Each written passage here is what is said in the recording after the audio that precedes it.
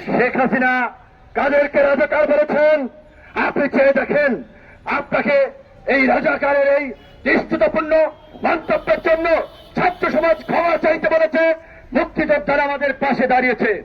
আপনি আপনার জিদ থেকে, অহংকার থেকে আপনি আজকে যা ইচ্ছা তাই করছেন। ডক্টর মোহাম্মদ ইউনূসকে জেলে নেওয়ার ব্যবস্থা করতেছেন, খালেদা জিয়াকে মৃত্যুর দ্বার প্রান্তে ফেলে দিয়েছেন। আজকে যখন আপনার এই কটূক্তি কুরুচিপূর্ণ মন্তব্যের জন্য সারা বাংলাদেশের ছাত্ররা নেমে পড়েছে, আপনি আপনার ওই দোসরদেরকে দিয়ে ছাত্রলীগ যুবলীগের সন্ত্রাসীদেরকে লেলিয়ে দিয়েছেন।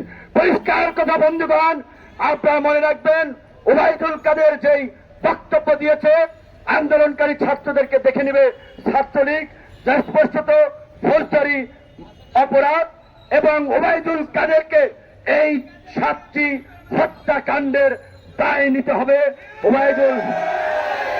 ওবায়দুল কাদেরকে বিচারের মুখোমুখি করতেই হবে। আমি আজকে রাজনৈতিক দলের নেতৃবৃন্দের প্রতি একটি আহ্বান জানাতে চাই। এইখানে রাজনৈতিক দলের নেতৃবৃন্দ আছেন, আরো যারা শুনবেন, দেখেন গত 1.5 দশক ধরে আপনারা রাজনৈতিক ভাবে সেই প্রতিরোধ করতে পারেন নাই।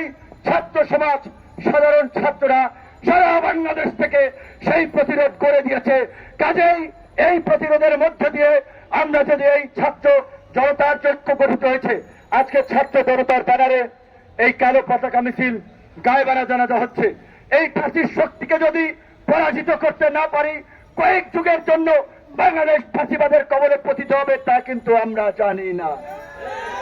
বিএনপির কার্যালয়ে অভিযান চালিয়েছে, নাটক করেছে, জাতির দৃষ্টি ঘোরাতে, মানুষকে বিভ্রান্ত করতে, পক্ষের নিয়ে বোমা নিয়ে নাটক করেছে।